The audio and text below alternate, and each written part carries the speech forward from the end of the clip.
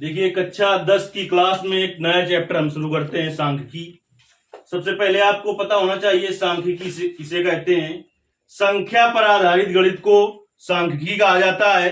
सांख्यिकी के अंतर्गत आपको यानी स्टैटिक्स के अंतर्गत क्या क्या पढ़ना होगा।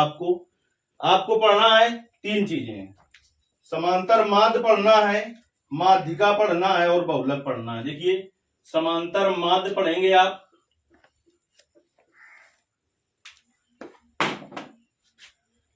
समांतर माध्य और माध्यिका, और फिर पढ़ेंगे आप बहुलक। देखिए समांतर माध्य किसे कहते हैं। अंक गणित में जिसे औसत कहा जाता था, सांख्यिकी में उसे ही समांतर माध्य कहते हैं। आपने जूनियर में पढ़ा होगा, औसत जब किसी का निकालना होता था सबको जोड़ देते थे, फिर जितने पद होते थे उससे भाग दे देते थे, इसीलिए समांतर माध्य। देखिए अब समांतर माध्य के हम सूत्र बताते हैं। समांतर माध्य किसे कहते हैं तो हमने बताया अंक गणित में यानी अर्थमेटिक में जिसे आप औसत कहते थे उसे ही सांख्यिकी में समांतर माध्य कहा जाता है। तो समांतर माध्य बराबर होता है पदों का योग बटे पदों की संख्या, या कुल पदों का योग। कुल पदों का योग लिख दें, चाहे लिख दें पदों का योग बटे पदों की संख्या। ये तो आपका साधारण सूत्र हुआ। यदि बारंबारता दी है तो समांतर माध्य ज्ञात करने का सूत्र, समांतर माध्य जिसे यक्स बार से प्रदर्शित करते हैं, समेशन एफ एक्स बटे समेशन एफ। समेशन, ये समेशन माने होता है योगफल, ये समेशन का सिंबल है। समेशन माने होता है योगफल। एफ यहां पर क्या है, बारंबारता है।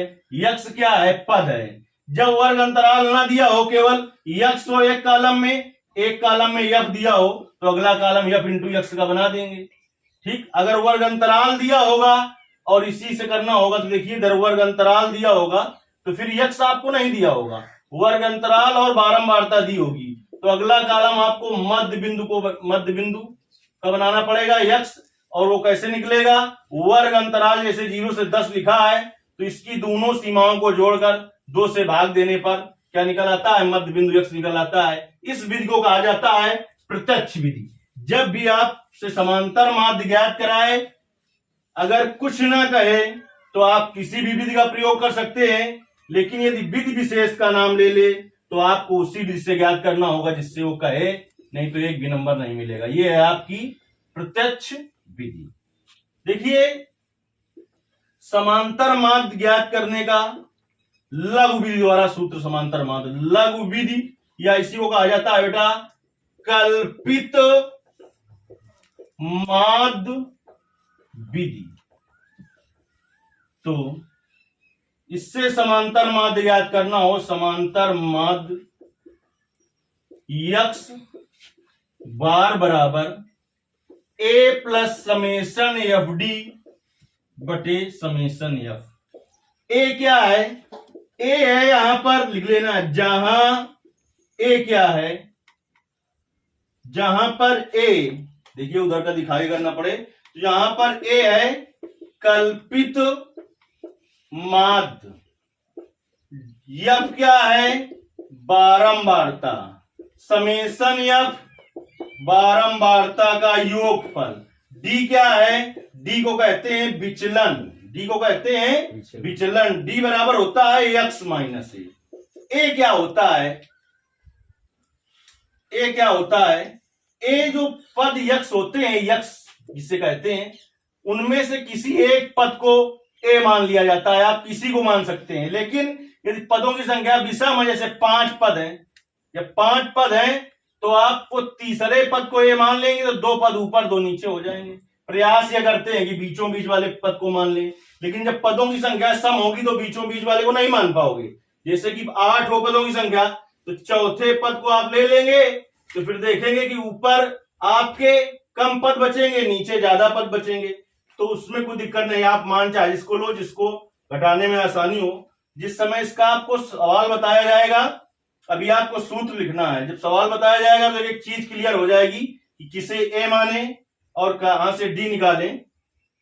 अब देखिए इसी में पग विचलन विधि द्वारा समांतर माध्य कैसे ज्ञात किया जाता है? अभी आपको सूत्र लिखना है केवल, पग विचलन विधि द्वारा समांतर माध्य, पग विचलन विधि द्वारा समांतर माध्य ज्ञात करने के लिए यक्स बार यहां पर लिख देंगे समांतर माध्य और कोष्ठ में यक्स बार बराबर ए प्लस समेशन एफ डी बटे समेशन एफ इंटू एच। हमने इसी सूत्र का प्रयोग कर दिया, बहुत जगह आपको लिखा मिलेगा ए प्लस समेशन एफ यू बटे समेशन एफ इंटू एच। कुछ भी भाई दिक्कत नहीं है, क्योंकि हम जो यहां पर डी निकालेंगे उसको डी को दूसरे प्रकार से डिनोट करेंगे ना। डी बराबर होगा एक्स माइनस ए अपॉन एच, अंतर कुछ नहीं है। देखिए इसके डी निकालने में हमने एच से भाग दे दिया, तो एच जो इससे समांतर मान निकला था उस विधि से, उसमें हमने एच का भाग ही तो दे दिया है, तो जब इसमें एच का गुणा कर दिया तो दोनों मान बराबर हो जाएंगे, नहीं हो जाएंगे। इसीलिए ये दोनों सूत्र एक ही है। लेकिन कई जगह आपको यू लिखा मिलेगा, तो यू इसलिए लिखा मिलेगा डी उसने केवल ऐसे निकाला है एक्स माइनस ए से। अगर एक कॉलम डी का बनाएगा फिर एक वो यू का बनाएगा, तो यू बराबर वो लिखेगा D upon H, sorry H. H क्या होता है वो हम आपको बताएंगे।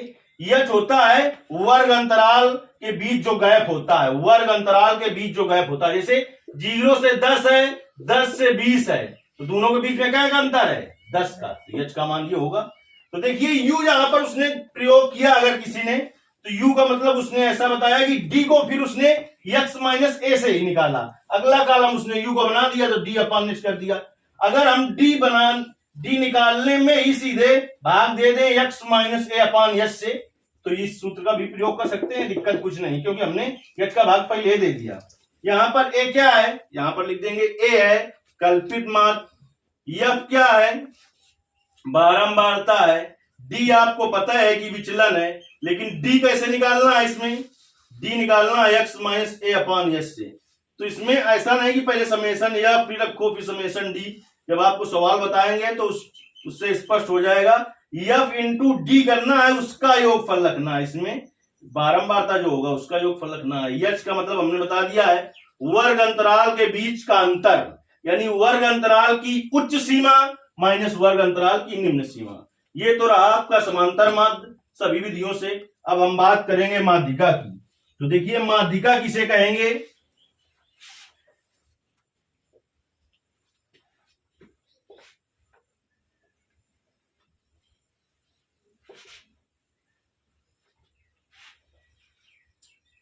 कंडीशन समझ लीजिए, समांतर माध्य और बहुलक ज्ञात करने के लिए यह आवश्यक नहीं होता कि आंकड़े को आरोही अथवा अवरोही क्रम में व्यवस्थित किया जाए, लेकिन माध्यिका ज्ञात करने के लिए बिल्कुल ही आवश्यक है कि आंकड़े को या तो हम आरोही क्रम में व्यवस्थित करें या तो अवरोही क्रम में व्यवस्थित करें।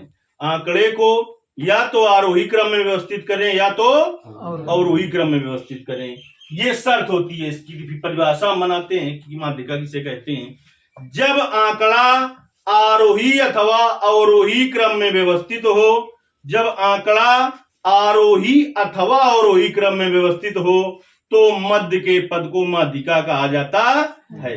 ये हुई माध्यिका की परिभाषा। अब हम बात करते हैं माध्यिका के सूत्र की। देखिए दो सूत्र आप पहले पढ़ चुके होंगे, वो सूत्र जो आपने पढ़े हैं वो है अवर्गीकृत आंकड़े के। अब हम वो सूत्र तो बताएंगे ही, आज एक आप नया सूत्र भी देखेंगे वर्गीकृत आंकड़ा का। देखिए माध्यिका, तो माध्यिका की परिभाषा पहले आपको लिख लेनी है।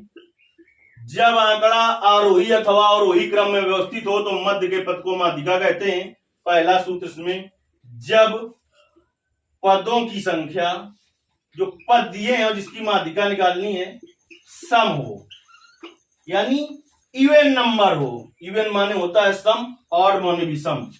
जब पदों की संख्या सम हो तो माध्यिका बराबर होता है n बटे 2वें पद का मान प्लस n बटे 2 प्लस 1वें पद का मान। पद का मान पूरे के बटे 2। देखिए कुछ प्रकाशन में आपको 2 यहां पर एलसीएम ले लेता है, जब 2 एलसीएम आप भी ले लें तो n+2/2 हो जाएगा, उससे दिक्कत कुछ नहीं है। यदि जब लिखेंगे यहां पर जब पदों की संख्या विषम हो, जब पदों की संख्या विषम हो तो माध्यिका बराबर होता है, माध्यिका बराबर होता है n+1/2 पद का मान। देखिए ये सूत्र आप पहले जूनियर में भी पढ़ चुके हैं। अब हम माध्यिका ज्ञात करने का सूत्र बताते हैं आपको। जब आंकड़ा वर्गीकृत हो, यानी जिसमें वर्ग अंतराल दिया हो, वर्ग अंतराल का मतलब जैसे 0 से 10, 10 से 20 या 0 से 5, 5 से 10, इस प्रकार का जो आंकड़ा होता है वो आंकड़ा वर्गीकृत कहलाता है। इसमें माध्यिका ज्ञात करने के लिए आपको सूत्र प्रयोग करना है, माध्यिका बराबर L1 plus L2 minus L1 बटे स्मॉल f और n/2 माइनस कैपिटल F। देखिए जहां पर L1 क्या है, हर चीज डिपेंड करेगी n/2 पर। n/2 क्या होगा, माध्यिका वर्ग होगा। n का मान कैसे मिलेगा, बारंबारता का योगफल जो होता है वही n का मान होता है। यानी माध्यिका ज्ञात करने के लिए आपको संचयी बारंबारता की जरूरत पड़ती है, और संचयी बारंबारता का जो लास्ट पद होता है वही n का मान होता है। उसका आधा कर देते हैं तो n/2 निकल आता है, और हर चीज निर्भर करेगी n/2 पर। L1 क्या है, यहां पर L1 माध्यिका वर्ग की निम्न सीमा, माध्यिका वर्ग की निम्न सीमा। और L2 क्या है, माध्यिका वर्ग की उच्च सीमा। स्मॉल f क्या है, माध्यिका वर्ग के सामने की बारंबारता, सामने की बारंबारता। ये स्मॉल f है, ये कैपिटल F है। कैपिटल F क्या है, माध्यिका वर्ग के एक ऊपर पद की संचयी बारंबारता, संचयी बारंबारता। सबसे पहले n/2 लिख देना चाहिए हमें, n/2 है माध्यिका वर्ग। देखिए ये भी सूत्र आपका सही है, या वर्गीकृत आंकड़ा हो तो आप इस सूत्र का भी प्रयोग कर सकते हैं माध्यिका ज्ञात करने के लिए। एक चीज और समझ लीजिए कि समांतर माध्य को केवल माध्य भी कहते हैं, और माध्यिका को माध्यक भी कहा जाता है। माध्यक कहे चाहे माध्यिका, ये निकालना है, यानी माध्यिका निकालनी है, माध्य कहे तो समांतर माध्य ज्ञात करना है। दूसरा सूत्र जो आपको एनसीईआरटी की बुक में मिलेगा वो इस प्रकार लिखा होगा माध्यिका ज्ञात करने का, माध्यिका बराबर L प्लस और n/2 माइनस कैपिटल F बटे स्मॉल f इंटू H। देखिए सॉरी F नहीं लिखा होगा, यहां पर CF लिखा होगा। CF का मतलब होता है संचयी बारंबारता। जहां पर L क्या है, यहां पर L क्या है, यहां पर L है माध्यिका वर्ग की निम्न सीमा। हर चीज निर्भर इसमें भी माध्यिका वर्ग में करेगी। L है माध्यिका वर्ग की निम्न सीमा। सूत्र निकाल वाला L है माध्यिका वर्ग की निम्न सीमा, n/2 है माध्यिका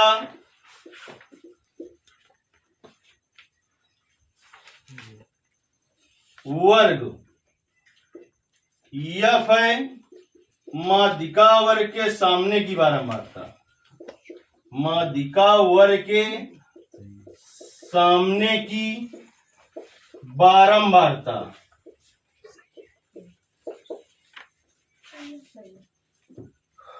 CF है माध्यिका वर्ग के ऊपर पद की संचयी बारंबारता, माध्यिका वर्ग के एक ऊपर पद की संचयी बारंबारता लिख लेंगे। यह क्या है? वर्ग अंतराल के बीच का अंतर, वर्ग अंतराल के बीच का अंतर, ये है आपका यच। इस सूत्र का भी प्रयोग कर सकते हैं, कुछ भी दिक्कत नहीं, चाहे आप उसका प्रयोग करें चाहे इसका। जब हम सवाल लगाएंगे तो दोनों सूत्रों से लगा के दिखा देंगे, दोनों चीज एक ही है। कुछ बुकों में ये सूत्र लिखा मिलेगा और कुछ में ये लिखा मिलेगा। देखिए इस प्लस को आपको समझ लेना है कि ये जो है बीचों बीच ऐसे प्लस है, ऊपर वहां पर नहीं लिख देंगे। अगर ऊपर यहां पर होता तो आपको सीधे समझ लेना चाहिए, फिर सीधे L2/F सूत्र ना होता, L1 से L1 कट जाता। चलिए, तो ये तो बात रही आपकी माध्यिका की। अब हम बात करेंगे बहुलक की। बहुलक यानी जिसकी बहुलता हो, जो पद सबसे अधिक बार आया हो वही उसका बहुलक होता है। कोई भी आंकड़ा दिया हो उसमें गिन लो आपकी सबसे ज्यादा बार पद कौन से आया है, जो पद सबसे ज्यादा बार आया हो वही उसका बहुलक होता है। तो देखिए, जब आंकड़ा अवर्गीकृत होगा तब बहुलक कैसे ज्ञात किया जाता है? बहुलक का मतलब ये हो जाएगा सीधे, जो जिस पद की पुनरावृत्ति सबसे अधिक बार हुई हो उसे बहुलक कहेंगे। उसे क्या कहेंगे? बहुलक। तो सबसे पहले तो आपको अवर्गीकृत आंकड़े बताए गए होंगे जूनियर में और उनका बहुलक निकाला गया होगा। बहुलक की परिभाषा क्या होगी?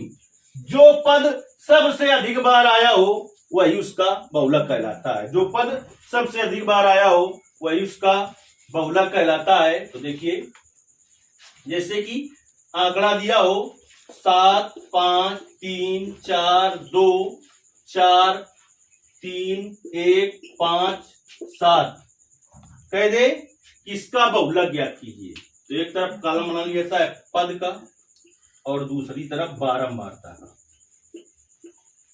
पद की तरफ क्या क्या है वो लिख देते हैं, क्रम से लिख लें।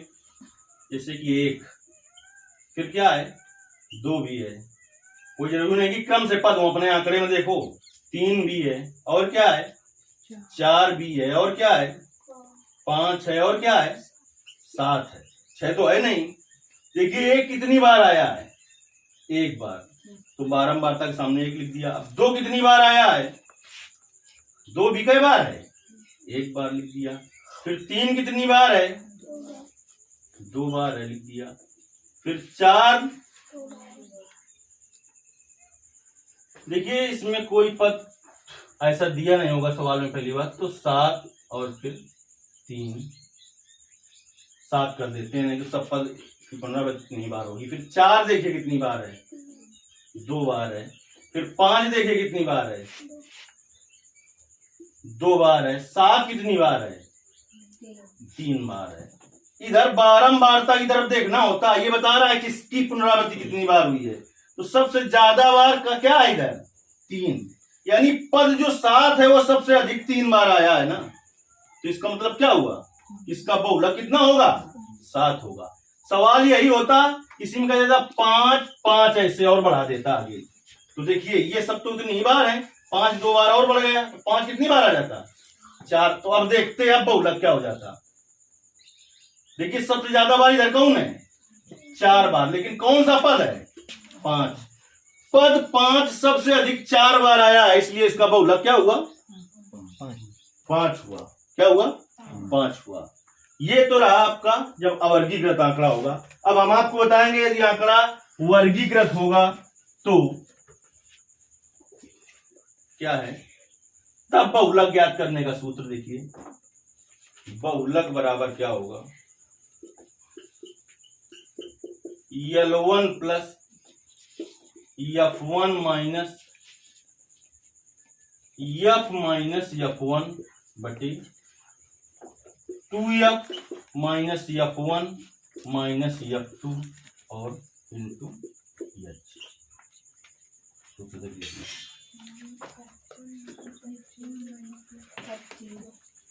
F1 माइनस यहाँ होगा 2F1, यहाँ पर F0 माइनस का कोई दिक्कत नहीं, सही है। यहां पर जहां पर यफ बहुलक वर्ग की बारंबारता है। यह क्या है? बहुलक वर्ग की बारंबारता। एक तरफ पद होगा और एक तरफ बारंबारता होगी, तो जो पद सबसे अधिक बार आया होगा वही उसका बहुलक होगा, वही उसका बहुलक होगा। तो बहुलक वर्ग की बारंबारता वो यफ का मान है। F1 क्या है?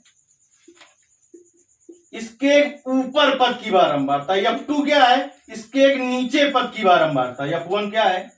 बहुलक वर्ग के एक ऊपर पद की बारंबारता। और F2 क्या है? बहुलक वर्ग के एक नीचे पद की बारंबारता। अब क्या रह गया? F हो गया, F1 हो गया, F2 हो गया, L1 रह गया ना। बहुलक वर्ग की निम्न सीमा, बहुलक वर्ग की निम्न सीमा। अब क्या रह गया? H रह गया। तो जो बहुलक वर्ग होगा उसके वर्ग अंतराल में दोनों के बीच कितने का अंतर है, वो होता है बहुलक वर्ग के अंतराल, या कह दें वर्ग अंतराल में अंतर। यानी जो बहुलक वर्ग होगा उसी के सामने चले जाएंगे वर्ग अंतराल में, और उसमें H का मान निकालना है तो उच्च सीमा माइनस निम्न सीमा कर देंगे। जब आप इतने सूत्र याद कर लेंगे और इसका जब उपयोग हम सवाल में बताएंगे, बड़ी आसानी सवाल आ जाएगा, कुछ भी दिक्कत नहीं होगी। तो आपको इतने सूत्र याद करना होगा इस तरीके से। इस चैप्टर में इसके अलावा और कोई भी सूत्र नहीं लगने वाला है। देखिए, अब इससे संबंधित हम कुछ पहले बेसिक सवाल बताते हैं। कल वाले बोलो कौन तक बोलिए।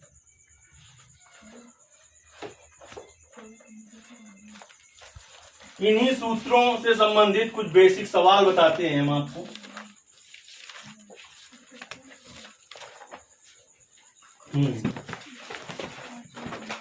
बोलिए।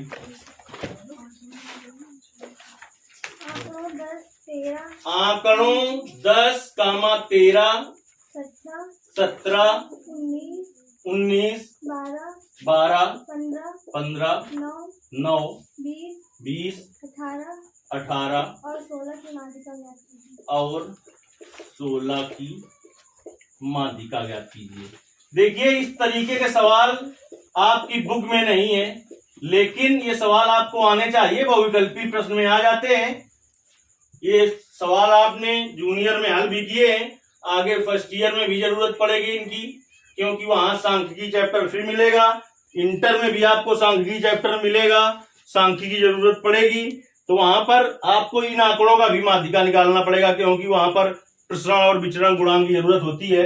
माध्यिका ज्ञात करने में सबसे पहले जैसे सवाल को आपने देखा, ये देखना होता है वर्गीकृत आंकड़ा है, वर्गीकृत, इसमें क्या वर्ग अंतराल दिया है क्या नहीं दिया। यानी आंकड़ा जब अवर्गीकृत है तो दो चीजें देखनी है, पदों की संख्या सम है कि विषम। उसके भी पहले माध्यिका ज्ञात करने में आपको आंकड़े को आरोही अथवा अवरोही क्रम में व्यवस्थित करना पड़ता है। देखिए, इसका हल करते हैं हम। सबसे पहले जैसा दिया है उसे लिख दिया जाता है हल में। 10, फिर क्या है 13, फिर 17, 19, फिर है 12, फिर है 15, फिर है 9, फिर है 20, फिर है 18 और 16। इसकी माध्यिका ज्ञात करनी है तो या तो आरोही क्रम में लिखिए या तो अवरोही क्रम में। तो लिखते हैं हम आरोही क्रम। आरोही का मतलब होता है सीढ़ी चढ़ना। और सीढ़ी आप चढ़ते हैं तो पहले पहली सीढ़ी में चढ़ेंगे कि 5वीं में चढ़ जाएंगे, पहली में चढ़ेंगे ना। यानी छोटे से बड़े की ओर लिखना आरोही क्रम कहलाता है, और बड़े से छोटे की ओर लिखना अवरोही क्रम कहलाता है। तो आंकड़े को हम एक क्रम में व्यवस्थित करेंगे, चाहे आरोही में चाहे अवरोही में। तो आरोही क्रम में व्यवस्थित कर रहे हैं तो देखेंगे सबसे छोटा इसमें क्या है, देख लीजिए 9 है। चिन्ह लगाते जाते हैं, इससे पता चल जाएगा कोई छूटेगा तो। फिर 10, ऐसा नहीं कि आप चिन्ह नहीं लगाएंगे तो नंबर कट जाएगा। अपनी सुविधा के लिए हम आपकी कह रहे हैं कि कोई पद छूटेगा तो तुरंत दिखाई पड़ जाएगा, जिसमें चिन्ह नहीं लगाया वही छूट गया है। फिर इसके बाद क्या है 12, फिर क्या है 13, फिर क्या है, फिर है 15, फिर क्या है 16 है, फिर क्या है 17 है, फिर क्या है 18। बोल सका तो तेजी से जब पूछने में दिक्कत कुछ नहीं। 18, फिर क्या है 19 है, फिर क्या है 20 है। अब देखिए 1 2 3 4 5 6 7 8 9 10, एक बार इसमें भी गिन लेते हैं, कोई पद छूटा तो 1 2 3 4 5 6 7 8 9 10। ठीक है, n बराबर जो 10 है पदों की संख्या वो कैसी है, सम, इवन नंबर है। जब पदों की संख्या सम हो तो माध्यिका ज्ञात करने के लिए सूत्र लिखाया है हमने। माध्यिका बराबर क्या होता है, n बटे 2 पद का मान प्लस n बटे 2 प्लस 1 पद का मान और पूरे के बटे 2। n का मान 10, तो 10 बटे 2 पद का मान प्लस 10 बटे 2 प्लस 1 पद का मान और पूरे के बटे 2। 10 बटे 2 क्या आ जाएगा 5, तो 5वें पद का मान प्लस, देखिए सीधे 10 बटे 2 5 धन 1, लिख लो एक बार कि 5 धन 1, तो क्या आ जाएगा अगले स्टेप में 6वें पद का मान और पूरे के बटे 2। देखिए बेटा 5वें पद का मान वहां से नहीं देखना है, जो आंकड़ा आपने व्यवस्थित किया है उससे देखना है। 1 2 3 4 5वें पद का मान कितना है 15 धन 6वें पद का मान 16 बटे 2। 15 में 16 जोड़ेंगे कितना होगा 31 बटे 2। 2 का भाग देंगे 31 में तो आ जाएगा 15.5।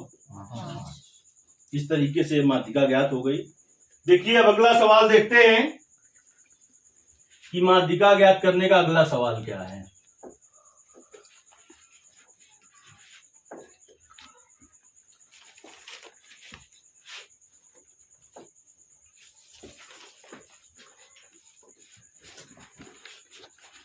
दूसरा सवाल बोलिए क्या है। 10 और 20 के मध्य स्थित पूर्णांकों की माध्यिका ज्ञात कीजिए। 10 और 20 के मध्य या बीच स्थित पूर्णांकों की माध्यिका ज्ञात करनी है। देखिए अगर कहता 10 से 20 तक की, 10 से 20 तक की, तो इसका मतलब 10 भी लेते और 20 भी लेते। अब उसने कहा है 10 और 20 के बीच की, तो इसका मतलब ना तो 10 लिया जाएगा ना तो 20। तो 10 और 20 के बीच के क्या पूर्णांक लिख लें, कौन कौन से होंगे। 11 होगा, 12 होगा, 13 होगा, 14 होगा, 15 होगा, 16 होगा, 17 होगा, 18 होगा और 19। देखिए इस तरीके से कई अंक हो गए, 1 2 3 4 5 6 7 8 9 अंक हो गए। n बराबर कितना है बेटा 9।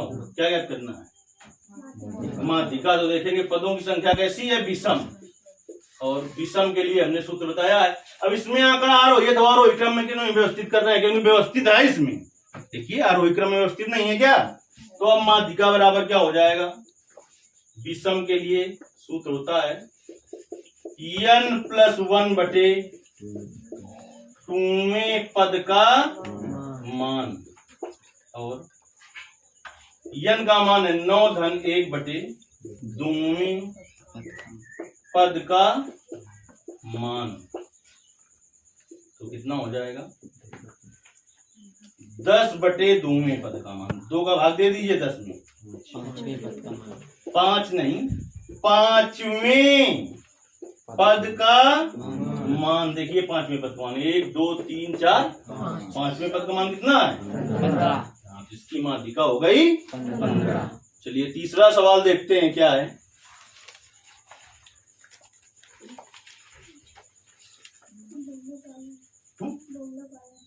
बोलिए एक परीक्षा में 8 छात्रों के प्राप्तांक 7 7 कामा 3 5 कामा 5 4 कामा 4 3 कामा 3 2 कामा 2 3 कामा 3 और 5 है। और 5 है। छात्रों के प्राप्तांकों का बहुलक क्या होगा? छात्रों के प्राप्तांकों का बहुलक क्या होगा? तो आपने देखा आंकड़ा कैसा है, अवर्गीकृत है। कैसा आंकड़ा है? अवर्गीकृत। तो आपको दो कॉलम बना लेते हैं, सरल, ज्यादा सरल तरीके से करने के लिए, गलत नहीं हो सकता है। एक पद का बना लीजिए, एक बारंबारता का। तो पद देखिए, चाहे तो आप क्रम से उठा लें। दो कितनी बार आया है? एक बार। तो बारंबारता की तरफ हो गया एक। फिर क्या है? 3।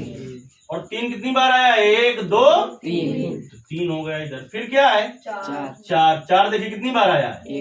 एक बार आया है। फिर क्या है बेटा? 5 है पद ना। 5 कितनी बार आया? 2 बार। तो बारंबारता की तरफ 2 लिख देना है। फिर पद क्या है? 7 कितनी बार आया है? इधर से देखिए सबसे ज्यादा बार कौन आया है? 3 तो 3 सबसे ज्यादा बार है। और इसके सामने का पद क्या है? 3 इधर से 3 नहीं लिया गया, ऐसा कुछ सौभाग्य था आपका, इधर भी 3 है इधर भी 3 है। तो इसका बहुलक 3 होगा। अगर कोई तुमसे पूछे क्यों 3 होगा, क्योंकि जितनी बार इधर पद आए उनमें सबसे ज्यादा बार 3 बार आया है। और कौन आया है? 3। तो पद 3 सबसे अधिक 3 बार आया है, इसलिए इसका बहुलक क्या होगा? 3 होगा। इसलिए इसका बहुलक 3 होगा। चलिए अब हम आगे सवाल हल करते हैं। सवाल नंबर अब हम आपका हल करते हैं। तीसरा सवाल देखिए, बोलिए।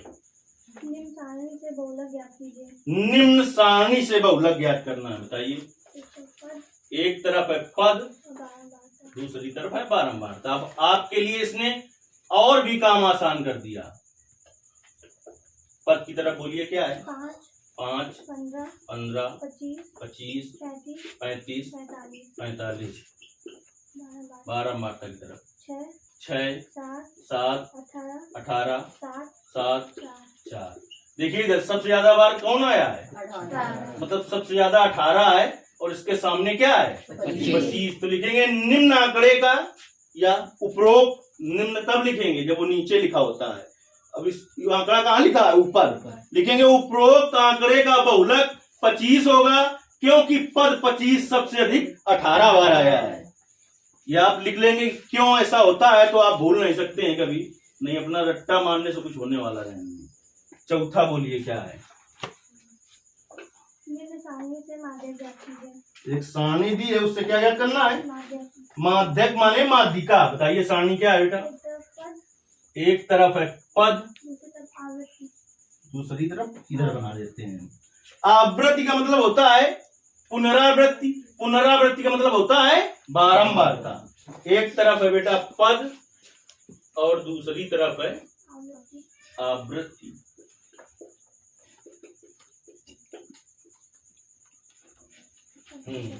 पद की तरफ पद की तरफ बोलिए। 20 20 25 25 30 30 35 35 40 40 50 50। आवृत्ति की तरफ बोलिए बेटा। 3 3 5 5 12 12 6 6 4 4 1 1। अगला कॉलम बनाया जाएगा संचयी बारंबारता का। संचयी बारंबारता का देखिए। संचयी बारंबारता में संचयी बारंबारता देखिए, माध्यिका ज्ञात करने के लिए हमने आपसे पहले भी बता रखा है, क्या जरूरत पड़ती है? संचयी बारंबारता की। तो पहला पद इसे रख देते हैं 3। अगले पद में फिर जोड़ते चले जाते हैं। तो 3 और 5 8, 8 और 12 20, 20 6 26 और 4 30 और 1 31। ये देखिए, यहां से पता चलता है पदों की संख्या सम है कि विषम है, क्योंकि इसको आप जोड़ दीजिए, यही तो है पदों की संख्या। देखिए 20 पद 3 बार आया है, तो 20 का 3 बार लिखन, 25 का 5 बार लिखन, 30 का 12 बार लिखन, 35 का 6 बार लिखन और 40 को 4 बार लिखे, 50 को 1 बार लिखे, ऐसे।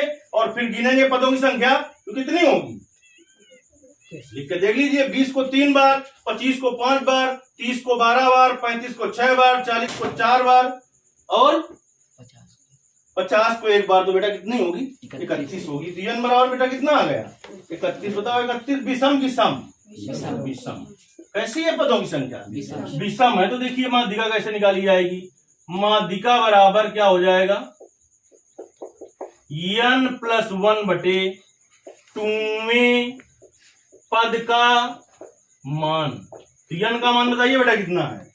31 है। देखिए 31 धन 1 बटे 2वें पद का मान। देखिए बेटा 31 धन 1 कितना होगा? 32 बटे 2वें पद का मान कितना हो जाएगा? 16वें पद का पद का मान। मान। 16वें पद का मान इधर से देखेंगे 16 किस में आएगा? 16 किस में आएगा? 3 वाले में आएगा, 8 वाले में आएगा, 20 वाले में? 20 वाले में आएगा। तो इसके सामने चले जाइए। क्या है इसके सामने? ये देखिए, ये इसके सामने, ये इसके सामने, तो इसके सामने क्या है? 30। तो क्या होगी इसकी माध्यिका? 16वें पद का मान, 16वां पद इसमें आएगा। 16वें पद का मान कितना है? 30। इसकी माध्यिका 30 होगी। इस तरीके से ये सवाल आपको समझ में आ गए होंगे। इसके जो आगे के सवाल होंगे वो अगली क्लास में बताए जाएंगे।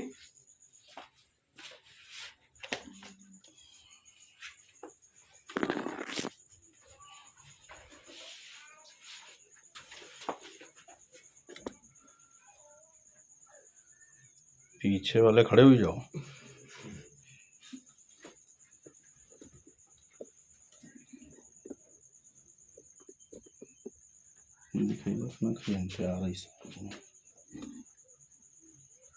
इधर वाली इधर आओ सब, इधर आ जाओ ना।